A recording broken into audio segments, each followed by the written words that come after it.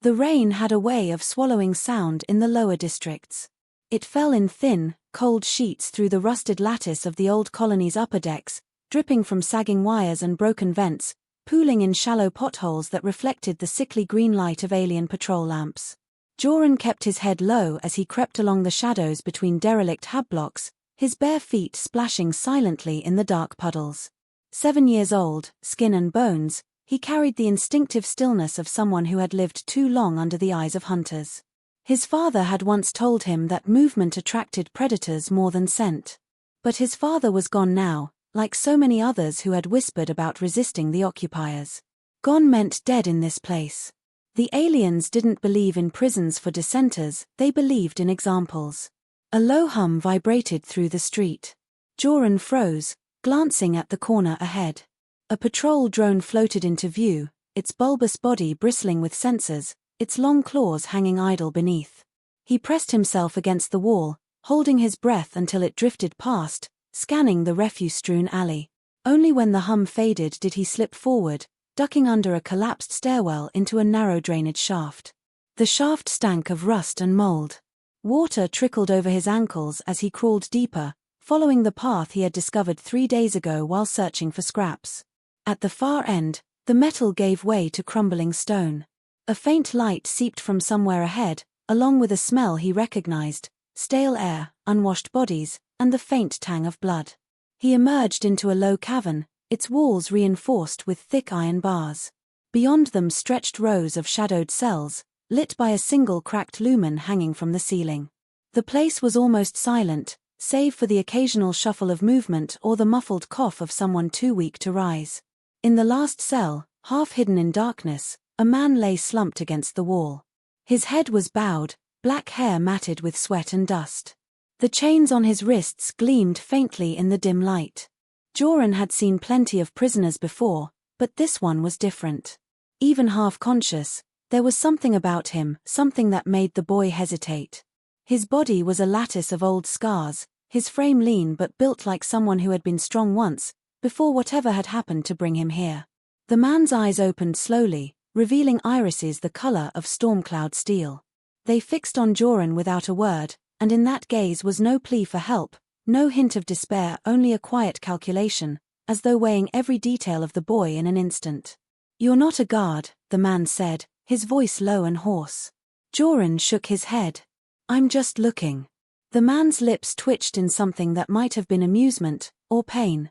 "Looking for what?" "Food." A pause. Then the man gestured weakly toward the far corner of his cell, where a dented ration tin lay unopened. "You can have it." Joran approached the bars, hesitating only when he saw the crusted blood on the man's side, where a deep wound had torn through his shirt. "Why don't you eat it yourself?" The man's expression didn't change. "Because I can't open it." "Not with these." He rattled the chains on his wrists. "And because if I eat now, I'll need more later. I'm not in the habit of making promises my body can't keep." Joran took the tin. It was heavier than he expected, the seal intact. He slipped it into the small satchel at his side, then glanced back at the man. Something about the way those grey eyes followed him made it hard to leave. "What's your name?" the boy asked. The man's voice was quiet, almost casual. "Kale." Joran nodded, retreating toward the shaft. But before he climbed back into the tunnel, Kale spoke again. "You found your way in here without anyone noticing. That's not nothing. If you come back, bring water. And a piece of wire. Thin." Joran stared at him for a moment. "Why?" Kale's gaze was steady. "Because I'm not going to die in this hole. And maybe you shouldn't be living in one." The boy left without answering. But he returned the next day, and the day after that. Each time, Kale asked for something small: water, a strip of cloth, a shard of glass. Sometimes he said nothing at all, only watched as Joran shared the ration tin between them or told him what he had seen in the streets. It was on the 4th visit that Joran made the mistake. He had been careless in the tunnels, too focused on keeping the water flask from spilling. A guard rounded the corner as he stepped into the corridor, his eyes narrowing at the sight of a filthy child holding supplies meant for prisoners. The alien was tall, armored in dull bronze plates, its skin mottled and scaled beneath. Its mouth was a line of sharp teeth, its voice a wet hiss.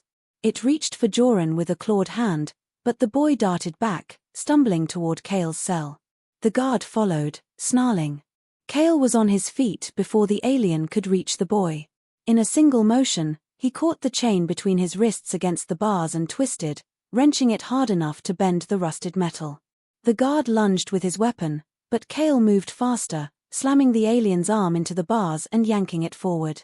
There was a sharp crack, a strangled hiss, and the guard collapsed, his weapon clattering to the floor. For a moment, Kale stood there breathing hard, one hand gripping the bars, the other still chained. His eyes locked on Joran's. "Run," he said. But Joran didn't run.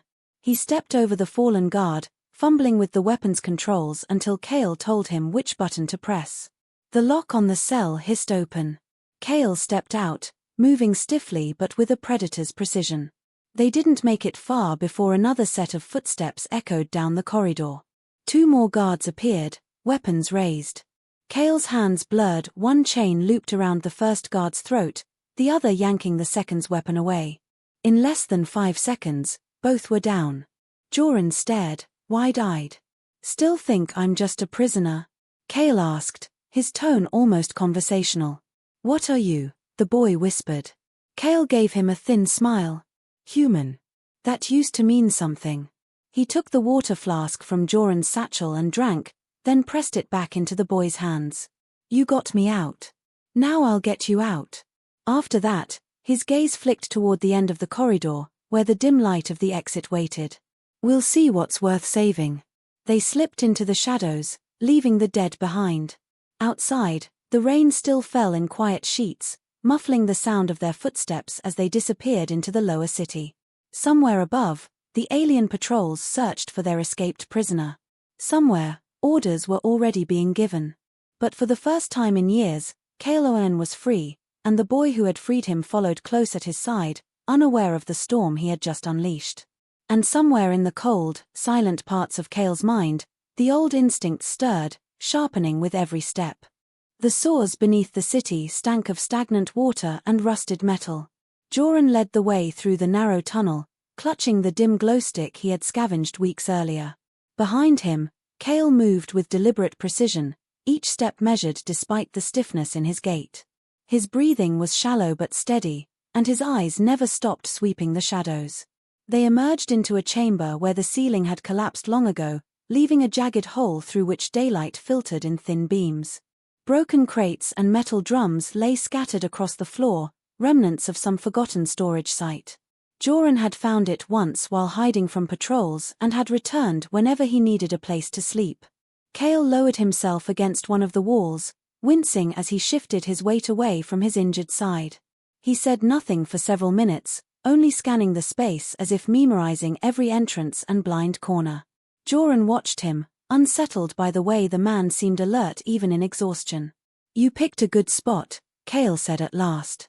"Hard to find unless you already know it's here. 2 exits, no direct line of sight from above." "It'll do." Joran sat cross-legged across from him. "For what?" "For staying alive," Kale replied. He opened the satchel they had taken from one of the guards and began sorting through its contents: 2 water flasks, a handful of ration bars, a coil of thin rope, and a compact toolkit. He set the rope aside, then tossed one of the ration bars to Joran. "Eat slowly. Your body will burn through it faster than you think." They ate in silence. After a while, Kale leaned forward, resting his forearms on his knees. "Tell me about the city. Patrol routes, checkpoints, supply depots. Anything you've seen." Joran hesitated, then began recounting the layout as best he could: the fortified towers where alien overseers lived, the crowded markets where humans traded scraps for food, the guarded transport hub where prisoners were shipped to other worlds. Kale listened without interruption, occasionally asking for specifics: times of day, number of guards, whether they traveled alone or in pairs. When Joran finished, Kale nodded. "You've been paying attention. That's good. Information is worth more than weapons if you know how to use it." "Are you going to fight them?" Joran asked. Kale's expression was unreadable. "I don't fight for the sake of fighting.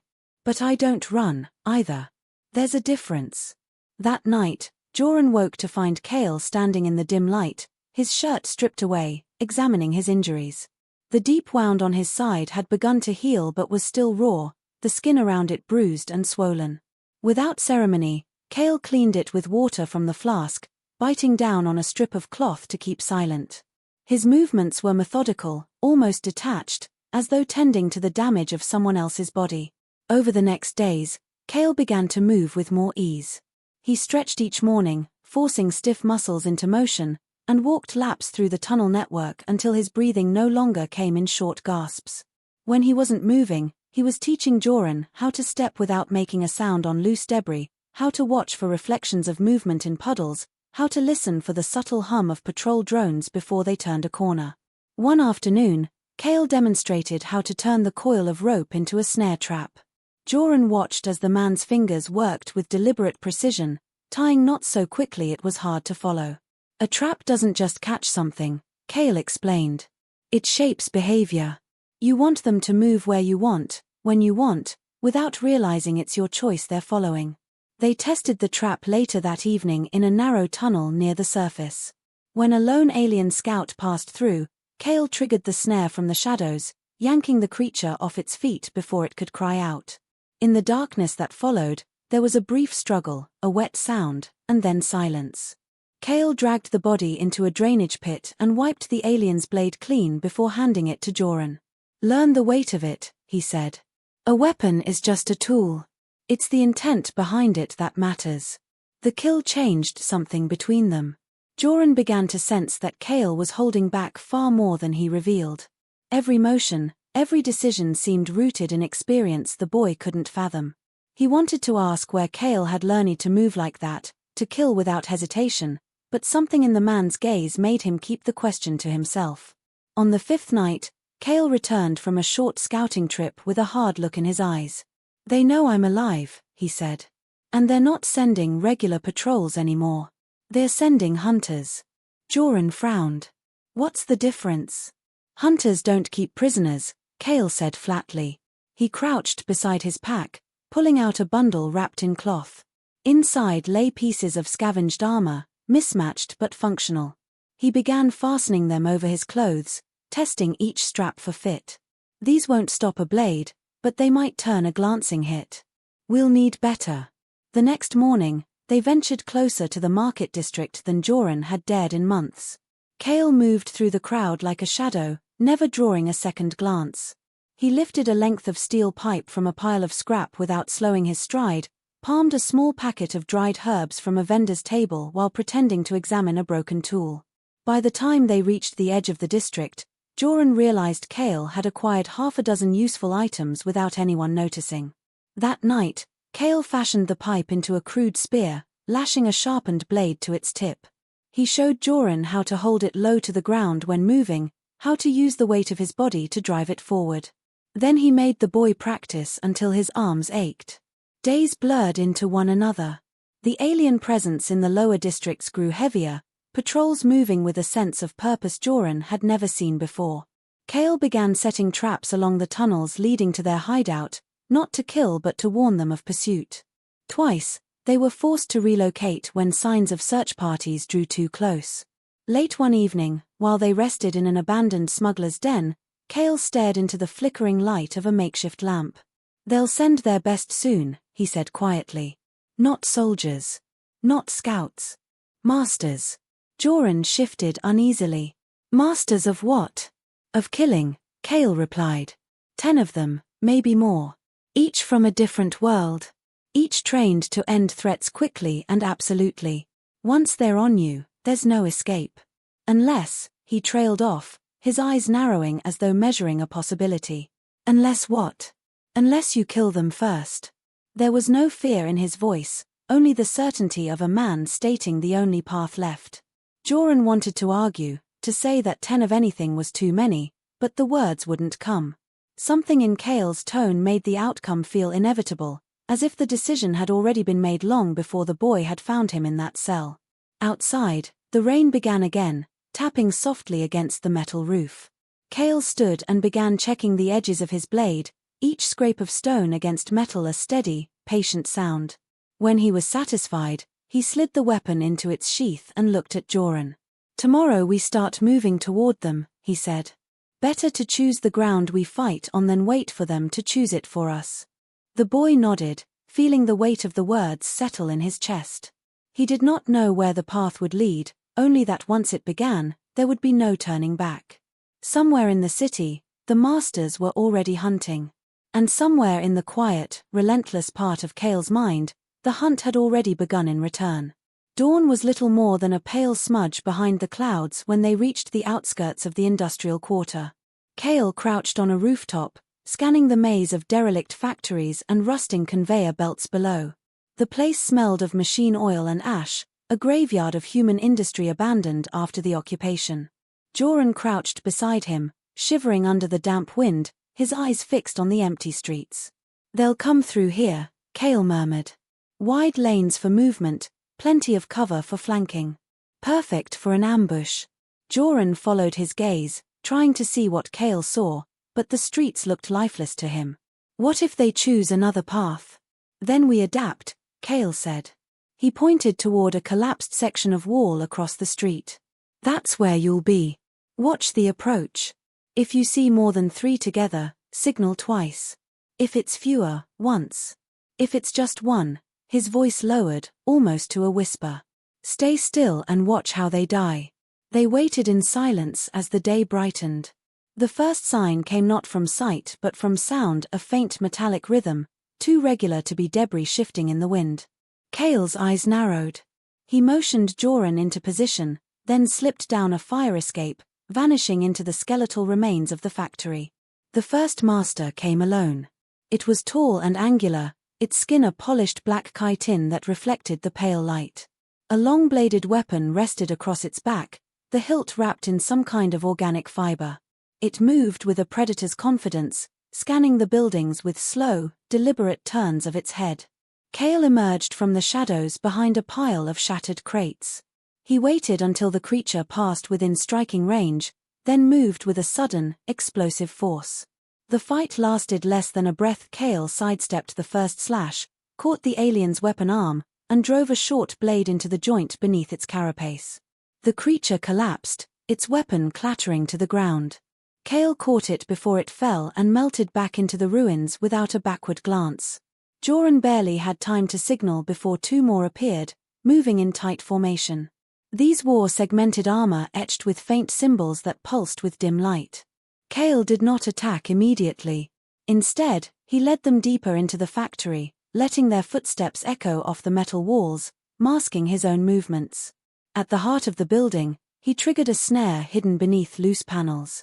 One alien was yanked off its feet, armor scraping against the floor.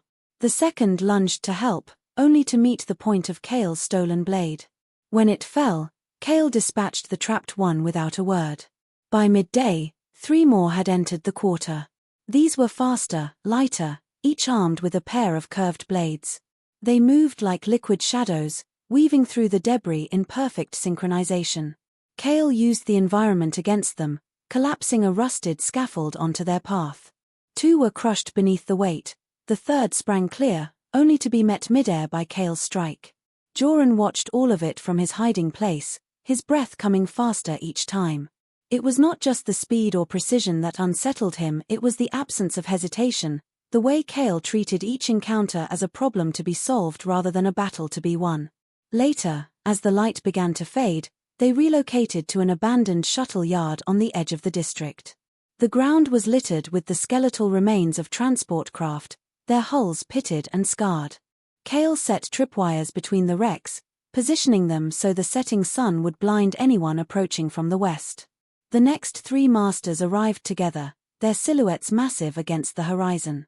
Each carried a heavy weapon, one a hammer that glowed faintly at the head, another a broad shield, the third a serrated blade as long as a man.